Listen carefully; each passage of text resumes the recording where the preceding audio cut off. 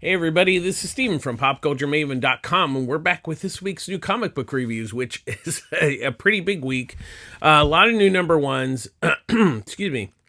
DC's, there's a lot of new number ones from DC this week because we're starting to see the dawn of the DC initiative that they're kicking off with a lot of new and kind of revamped titles. But the one thing I want to point out this week is in all the regular DC books, there's a wonderful tribute to the late Al Jaffe, who worked at Mad for like forever. He did the fold-ins. He holds the Guinness Book of World Records for the longest cartoonist. His first work was in 1942, and he worked up until 2020 when he retired.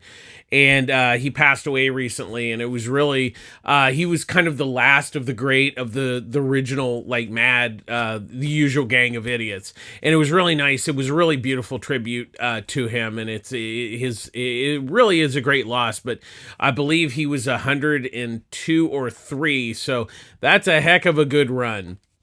So it's really nice that DC did a really nice tribute to him.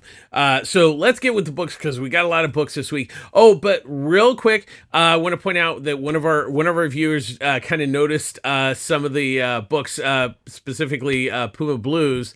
So hopefully I'm gonna try to get like more shorter reviews, maybe of like graphic novels and trades and stuff, little quicker ones. To kind of point out some things that I'm a big fan of.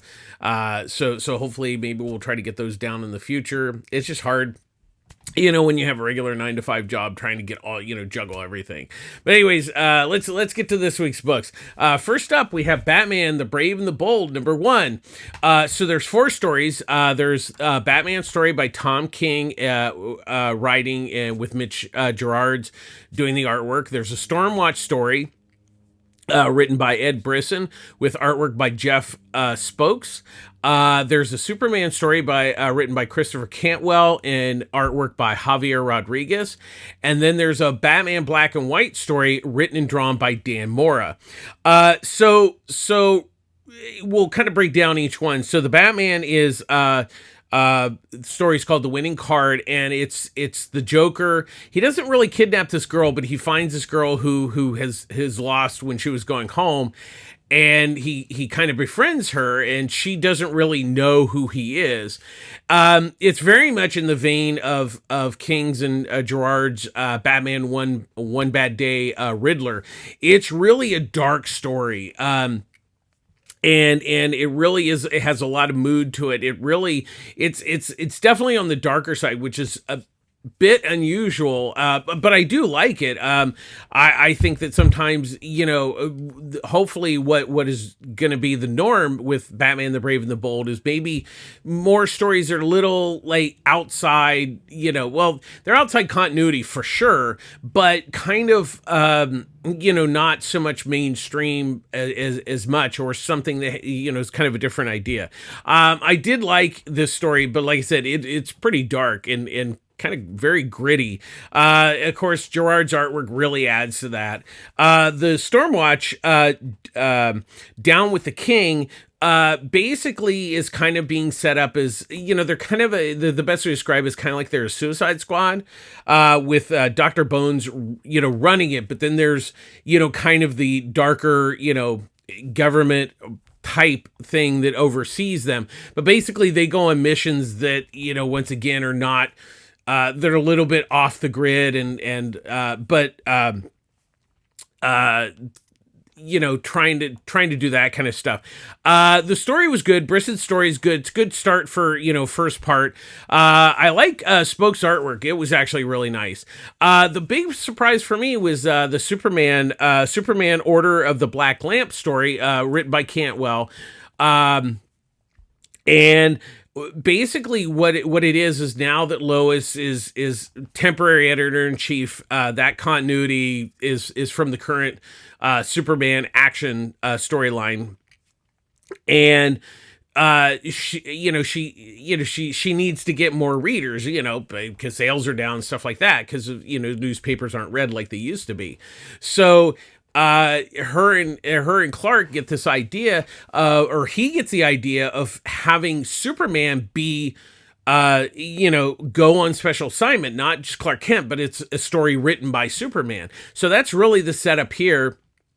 And I really like that the concept's really good. Rodriguez's artwork is really, really nice. I really, really enjoyed this story, and the artwork was really, really, really great on that. And then the last story is Heroes of Tomorrow, was written and drawn by Dan Mora. It's a Batman black and white story, which is really, really neat because I love the Batman black and whites. It allows writers and artists to kind of do stuff, kind of whatever they want to do. And this is a future Batman thing, and it's a standalone story, which is really nice. Dan Mora's art is obviously really great on this, but I like the idea of doing a story in black and white. Overall, the book is a win. For $8, I think you get your money's worth out of it. Because basically it's $2 a story, and the first one, the King of Jared story is actually pretty long. I was really surprised how long the stories were. They weren't super short, but they were all very satisfying. So hopefully, they're able through the time to continue the quality. So hopefully, I don't know how long these stories, and obviously I think the Batman black and whites are going to be one shots each issue, but it's well worth picking up. I was quite surprised. Next up we have Guardians of the Galaxy #2, written by Colin Kelly and Jackson Lansing, with artwork by Kev Walker. So as we learned from the last issue, that Groot has become this Grootfall, where he's destroying planets, or kind of consuming planets, and he's become a threat to the universe. But in this issue, the Guardians are kind of they're trying to like warn people, but they're also kind of caught in the middle of a civil war between, the Civil War has been going on forever, it seems like. And so they break off into team. Kind of the best one is Gamora.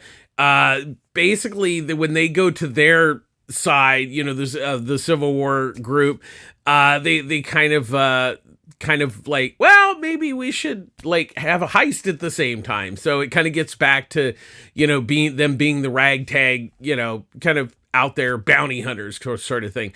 I actually liked, the first issue. Kelly and Lansing did a nice job of setting up things in the first issue, and I think the second issue does a good job of continuing that story, but building the characters. We all know the characters, but they're building them into this story, which I really like. And Kev Walker's artwork's really, really nice. It's a really good looking book. I'm really surprised because I've really been I like the Guardians of the Galaxy, or shall we say the modern incarnation of them. But a lot of the stuff has been really hit and miss. But so far, this has been a surprise. So if you've been looking to kind of get into a Guardians book, I think, once again, like I said with the first issue, I think that this is a good place to start. So definitely check it out. Next up, we have The Seasons Have Teeth #2, written by Dan Waters, with artwork by Sebastian Cabral. So what this is each season of the first issue was spring, this one's summer, has basically kind of a seasonal monster. And in this case, summer is like a fire monster, a fire demon. And so when it comes, it's in Europe now, and, people are evacuating because it's destroying cities and towns, and, basically decimating, burning everything in its path. And so there's this one photographer that is basically trying to capture each season's monster, and that's really each story. And once again, I really, really enjoyed the first issue, and I have to say the second issue was really just as good. And in a lot of ways, they're standalone stories, which is really kind of unique. So, each one obviously is going to be a season. So we'll have we've had spring, this is summer. My guess is the third issue will be fall, and then winter will be the fourth issue. Waters has come up with a really good concept here. I really like it, and I think the interesting thing with having the photographer really gives it that emotional grounding, that it's not just kind of a monster book. And Cabral's artwork is really, this is a great looking book. I'm really surprised by this book. I really love this book, and it's well worth checking out. Now, it might be a little difficult to find the first issue because I don't think it was a big, widely ordered book. But you can read this on its own. I mean, there are little threads that are continued from the first one, but it does kind of stand on its own. But definitely, if you can find the first issue and the second issue, definitely check them out. I really like this book. Next up, we have Disney's Villains, Maleficent #1, written and drawn by Sue Lee. So obviously, Dynamite has the license, and we've seen they have, the first one was Darkwing Duck, then we saw Scar. So this is the third of the Disney ones in the second villain book, and so the basic story is that there's this, thief, and he's out in the woods, and he's trying to steal Maleficent's scepter. And so she finds him, and hey, I'm gonna let you go. This is, I'm really, you should not be stealing this from me. And that's the basic setup. I don't want to really give too much more away, but that's kind of the basic premise. It's kind of somewhat of a standalone story. I like the story. Lee's artwork was kind of a little on the rough side. It was a little, I liked it, but it seemed like a little, just like, really kind of sketchy almost. There was a lot of time where there were a lot of lack of backgrounds, which I'm a big, that really does not sit well with me. I think the art was good. It just, I felt like the story was good. I just felt the artwork didn't quite live up to, the story itself. I don't think it's a train wreck or anything like that. And I think it's if you like the character of Maleficent, I like I said, I really enjoyed the story. I just was not as enamored with the artwork. So, you might want to, check it out at your comic shop to kind of see what you think of the artwork. I liked it. I just didn't quite love it. And I think I really wanted to overall love this book. I think I just liked it, but just not enough to get it to the love. And I think it's a minor recommendation this week. Next up, we have Titans #1. Written by Tom Taylor with artwork by Nicholas Scott. So after the events of the last crisis or whatever the heck we had at DC, the Justice League has been basically, they just don't exist anymore. They've kind of somewhat disbanded, so now the Titans are back, kind of somewhat taking their place.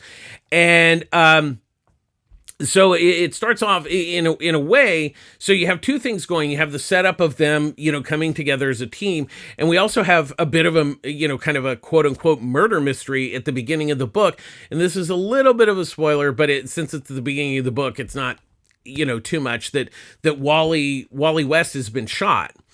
And so they discover him at the end. So there's that going on, but also when they go to, rescue, and, there's a giant gorilla attacking a nuclear power plant. So, hey, you got a giant gorilla in a book. That's a win. And so while they're saving the from nuclear meltdown, Suicide Squad comes in with Peacemaker.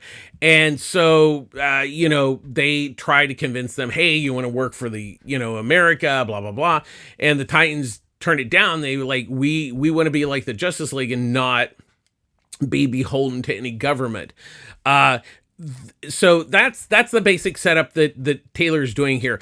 I really will say, I mean, for me, Titans has always been Marv Wolfman and George Perez.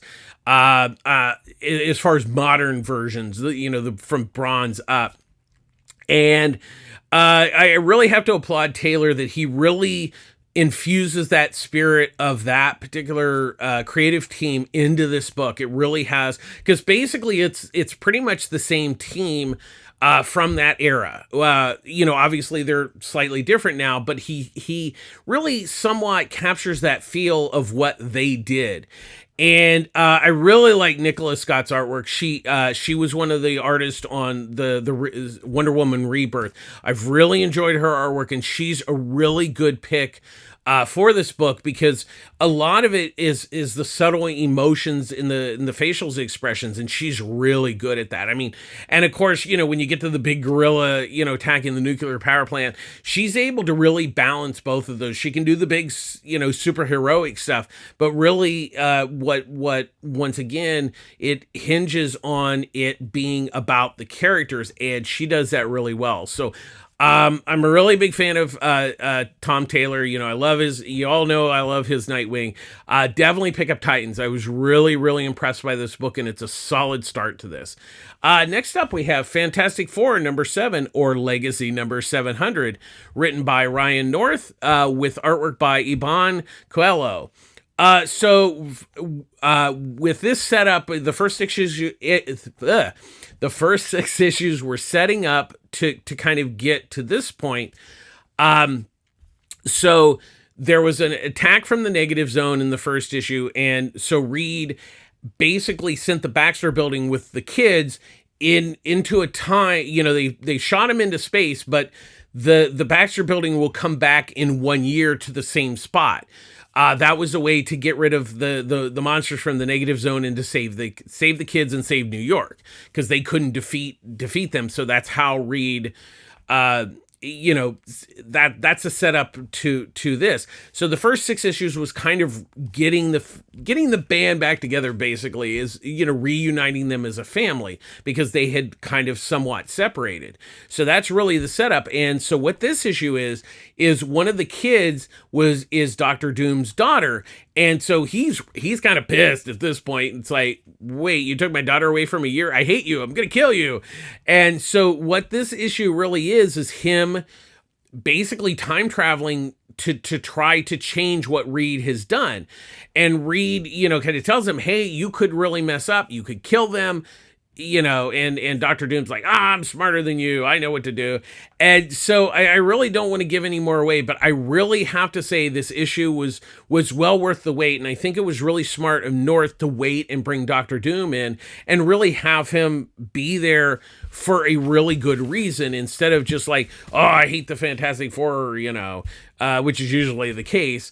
I've really been very impressed with this book. It really brings back, the family aspect of the Fantastic Four, and it's really been just a great book. And it really is nice to see Coelho's, he's back. We found out in the letter pages he just had a new baby, so I think that's one of the reasons why he missed a few issues. And also, this is a double-sized issue, so it's basically like 2 issues. So glad to see him back, because his artwork is really, really wonderful. I really am liking this book. If you're not picking it up, it's a real shame, because this is kind of the best Fantastic Four book we've had in quite a while. So definitely check this out. And I really, I wouldn't hugely recommend reading this by itself, but because you don't know what has led up to this. But I really, you could read this issue, but I really just, I'd say at this point, I know there'll probably be a trade of like the first 6, 7 issues, but definitely check this book out. Definitely, I love this book now. Next up, we have Red Zone number 3, written by Colin Bunn with artwork by Mike Deodato Jr. So this is a really great spy book. I'm still digging this book. So Randall is on the run in Russia. He's it started off that we knew him as like a professor, but we didn't know that he actually was a secret agent back in the day. So now he's back in Russia because one of his former contacts, Elena, she wanted to talk to him. And so they, what it is kind of all his old, Russian agents are basically coming after him. So Elena's daughter, Nika, she wanted him to get her back to the U.S. to be safe. And so what has been going on is now all these kind of villains from his past have come back to try to kill him. And really, it's a really great spy book, and I'm really digging it. Doing a spy book is really kind of tough, but I really have to give it to Bunn that he's created a really fascinating story here. But what really makes it is Mike Deodato Jr.'s artwork, which is absolutely gorgeous. And it's kind of like a James Bond book. Honestly, I will say it's the best Bond book that is not Dynamite doing a Bond book. In some respects, and this is really a good. It's a really great story. The artwork's absolutely fantastic. I really love this book. Now it's going to be 4 issues because the next issue is going to be the last. So I would say if you miss anything, just wait for the trade. But I really love this book a lot. It's definitely well worth checking out. Next up, we have The Vigil #1, written by Ram V with artwork by Latelit Kumar Sharma. So what this is it's kind of a new but unknown team, and what they're doing is they've discovered that somebody is trying to like weaponize metahumans. And so what this team is kind of doing, they're really, their main goal is there's a lot of illegal tech out there that could really affect the world. And so what this team does is, so it starts off that this boat has been taken over by these terrorists. And what we find out is that the real reason that they're there is to find this tech that could basically wreak havoc in the world. So what the Vigil team does is their whole job is to go in there and basically get the tech. Not so much to rescue the people, although they do, but that's not the goal. So they're kind of, once again, I mean, we see DC in a lot of respects, it's kind of like somewhat of a Suicide Squad type team, but really what they're doing is, trying to find this illegal tech. Ram V does a nice job of setting everything up. He explains everything. There's a good bit of action in this first issue.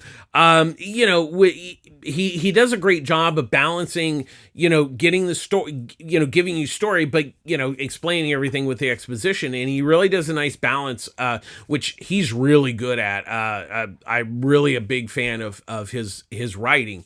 And Sharma's artwork is it's a good looking book. I really, this is the second of the Asian Pacific books. And I'm digging it. The first one was Spirit World, and so The Vigil's the second one. And I really like this book. It's well worth checking out. And once again, I'm a big fan of Ram V. So anything he writes, I definitely always check out. But give this book a chance. I really like the first issue. Next up, we have Planet of the Apes #2, written by David F. Walker with artwork by Dave Watchter. So this is a prequel to the prequel movies of Planet of the Apes. I have to say, it's a fine book and everything, but, and like I said, I wasn't particularly overwhelmed with the first issue, but it was nice, it got the job done, it set it up and everything. And the second issue continues that, but ultimately, as nice as the book kind of is, there's nothing that is really, making me like, wow, I really want to read this third issue. And like I said, it's not bad. It's fine and everything, but I think it's kind of okay. And I enjoyed reading it, but there wasn't anything that really gripped me to like, wow, I really need to continue reading this book. And I think that's kind of where it's landing. Watcher's artwork's nice. Like I said, the story, Walker's story is nice, but it's not particularly gripping. And I think Planet of the Apes is kind of always been a tough selling comics. It's kind of a tough nut to crack. And I think it this one's just not cutting the cheese. I think this is probably going to be it for me on this issue. But, if you're a Planet of the Apes fan, I'm a Planet of the Apes fan. It's just, like I said, I just wish it was a little bit better, or, like the story had really kind of gone forward a little bit better than it had. Next up, we have Dawn of DC Primer #1, written by Joshua Williamson with artwork by Leonardo Fernandez. Now, this is a free book that is being given away by comic shops, so it doesn't cost anything. So check with your local comic shop to see if you can get it. It's very possible that DC might put this online considering it's free, but that I don't know yet. But basically what this is kind of setting up for the Dawn of DC, probably some event book. And what it is so with the aftermath of the Justice League disbanding and everything, there was the villains who all got together, and so now they're kind of left without kind of the impact of now the villains are like, hey, we're all together but we kind of have no leader. And so Amanda Waller comes to them and makes them an offer they can't refuse. Of she wants them to start taking out and killing superheroes, and that's really the setup.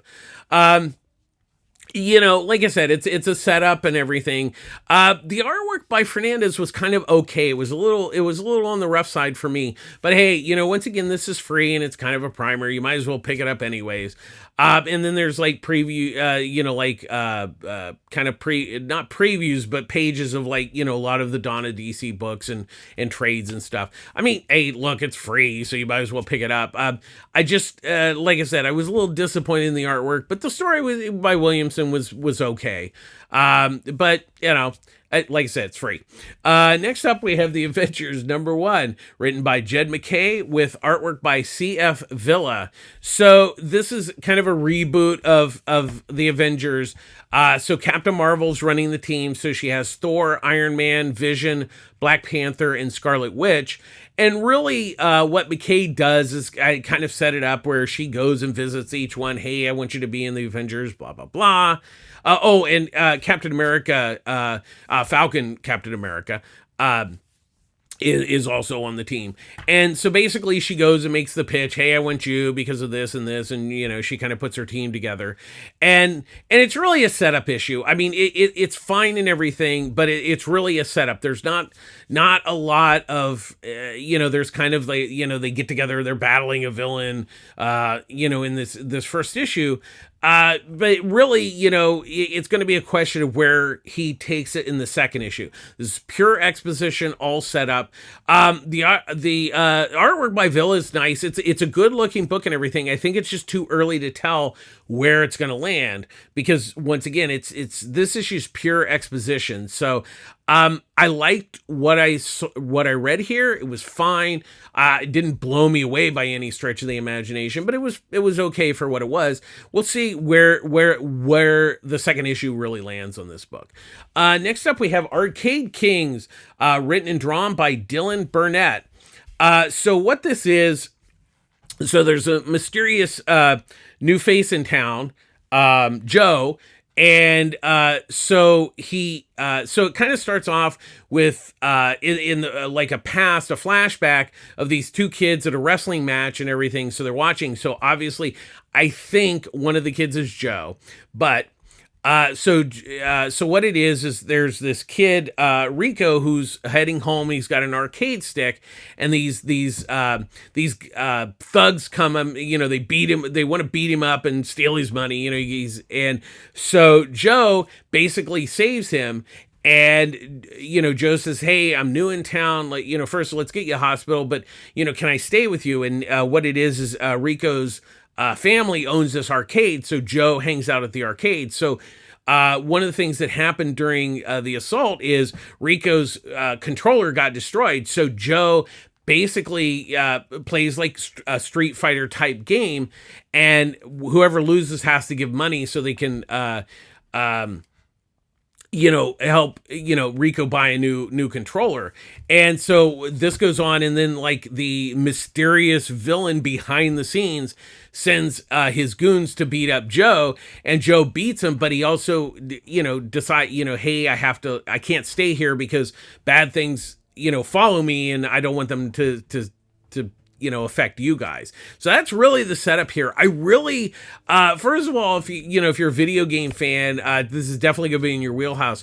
But I really like the story, and I like how Burnett, really spent the time you get to know the characters, within a first issue. And it was just a lot of fun. I like his artwork. It has really kind of a kinetic look to it. It's really a fun book, and I was really nicely surprised by it.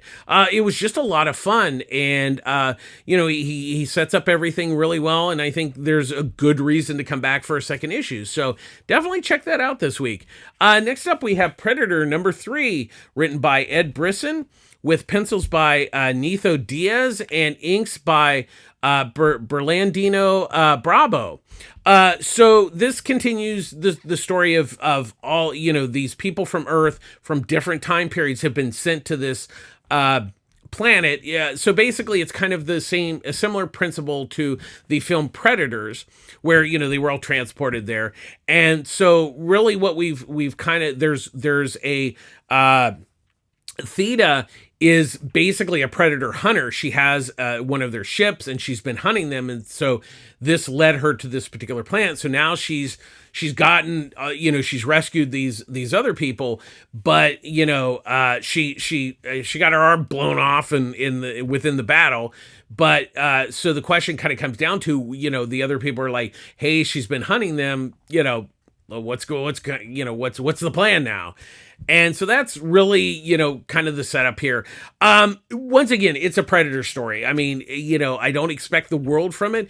I just expect an enjoyable story, and Brisson's doing that here. It's fun. It's it's not mind-numbingly brilliant, but it gets the job done. And Diaz's artwork's nice. Once again, it's good. This one, it's kind of a middle issue, so there's really just continuing the story.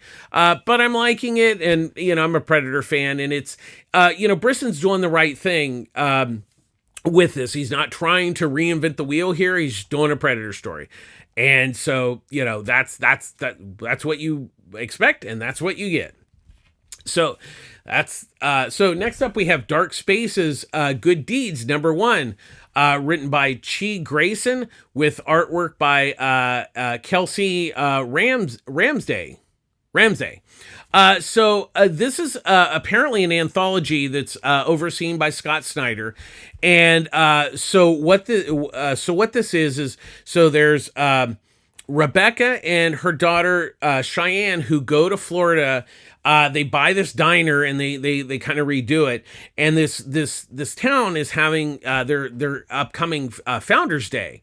And so what it is, it starts off with, there's a journalist, Jean, from the big city, who really can't kind of get a job, but an editor she knows, hey, there's this gig down in Florida. This town's throwing this thing. They're going to pay for you to be there and cover it.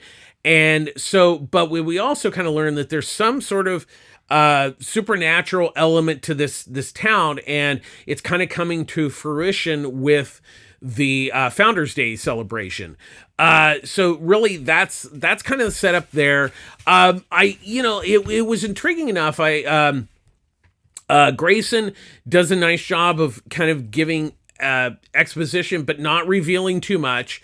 But she does a great job of setting up the characters, which is always important. So you kind of get to know the characters, and the premise, sets up the premise. Ramsey's artwork is actually quite nice. I really like it. It has kind of a nice gritty feel, which fits the supernatural story. I really kind of dug this first issue. It was, it's kind of like, semi-murder mystery type thing, but with kind of supernatural elements thrown in. I think it's worth checking out this week. I really kind of dug it. Next up, we have Cyborg #1, written by Morgan Hampton, with artwork by Tom Rainey. So Vic Stone comes back to Detroit, mostly because his dad has passed away.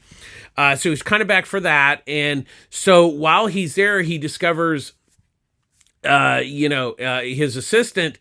Vic has always had a not the best relationship with his father, so there's kind of that. And so this is really kind of a tough time for Vic because he obviously loved and hated his father at the same time, so there's kind of that going on. Plus there's kind of underpinnings of something kind of going on in Detroit, so there's that. I certainly don't want to give away the twist at the end. I like Cyborg as a character. This first issue was okay, and I think I'll give this second issue a chance to kind of see where Hampton takes it. But I wasn't particularly overwhelmed with this first issue. I think it's a nice first issue. It's setting things up and everything, and I kind of get that with, you have to deal with the exposition.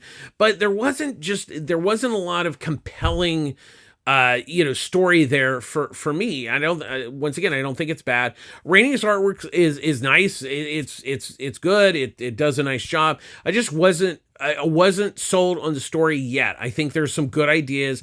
I will say the twist at the end, it gives me hope that things will kind of move along from this first issue. But we'll kind of see. We'll give it a second issue and kind of see where it lands. I think it was okay. I think I think there's good ideas there. It just didn't quite sell me totally on this first issue. And finally this week we have Kokju number 2, written by Gary Dugan with artwork by Scott Koblish. This is definitely not for kids. It's definitely there's a lot. So what it is there's this kaiju monster that comes to San Francisco. Not only starts destroying stuff, but starts basically effing buildings. And his poop has monsters in it that kills people. And so while he's screwing the building, he releases pheromones, so everybody else starts wanting to screw each other. And so there's this guy Frank that basically kind of the CIA government picks up, and we find out that Frank basically is the pilot of this robot that can go after the kaiju. So what I love about this is it's a real nice parody of like Godzilla, Pacific Rim, and those kind of things.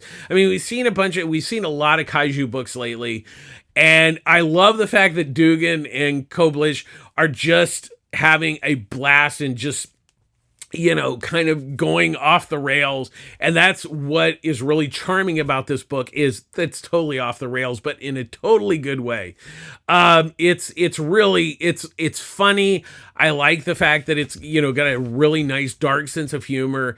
It's definitely got the kaiju, the monster thing going, the blood and death and everything, destruction, but it's just got, just such a sly humor to it that it's just a lot of fun. And Koblish his artwork's just perfect for this book. He's really having a good time with it. And it really, really shows that they're just, Dugan and Koblish are just working together so well in this book. It's totally messed up, but totally just a blast and well worth checking out. I dig this book. It's a lot of fun. That's going to do it this week. As always, public service announcement. I get all my comics at Pulp Fiction Comics, Long Beach, California. Ryan Skinner runs a great store. There's Annie, there's Eduardo, there's Wendy, there's Derek. It's a really great store. They offer, if you set up a pull service, you get all your books like I did this week. So you don't miss an issue. And you get a discount when you sign up for your the pull service, so that's great. Discounts are good. They offer discounts on their trades and graphic novels every day. They have a nice selection of manga, which they also have a discount. And they have a good all ages section. Ryan's really trying to build out that all ages section, and he's doing a really good job. He's all ages is really important to the industry to get kids. First of all, getting kids to read is the best, but getting them to read comics is even better. So definitely, if you're in the area, please check it out. I know not this coming weekend, but the holiday weekend coming up, they're going to have Godzilla Day. They're going to have a bunch of creators there, including Scott Koblish, who did this week's Kokju. He'll be there, and it's just a lot of fun. It's just to celebrate Godzilla. Who doesn't love Godzilla? But to also, see a lot of local talent stuff, and there'll be artwork. They'll probably be selling books and stuff. It's a fun day. Definitely, if you're, it's Saturday the 27th, I believe. Definitely come down to the store. It's going to be a blast. I'll be there. It'll be a lot of fun. So always support your local comic shop. Make sure you pick up your books every week because they pay for them in advance. They're really the lifeblood of the industry, so definitely support your local comic shop. And I know times are tough for all of us, but definitely if you've ordered something, make sure you pay them for it because they're on the hook for it. And as always, we end our show with be kind to each other. As I've said many times before, I know it's tough out there. It's rough on all of us. But definitely take care of yourselves. Be kind to yourself. Be kind to others. It'll make you feel good. It'll make others feel good. And being kind doesn't cost anything. That's going to do it this week. Thanks for watching. Please like and subscribe to our YouTube channel. Comments are welcome. I'm really enjoying the comments that everybody's saying here. I try to answer them when I get a chance. But definitely, if you have any suggestions or anything you want things mixed up, I'm going to try to do little shorter videos. So we'll see how well that goes. But as always, thanks for watching. Take care of yourselves. This is Steven from PopCultureMaven.com signing off. We'll see you again next week with a fresh batch of new comics. All right, everybody. Bye-bye.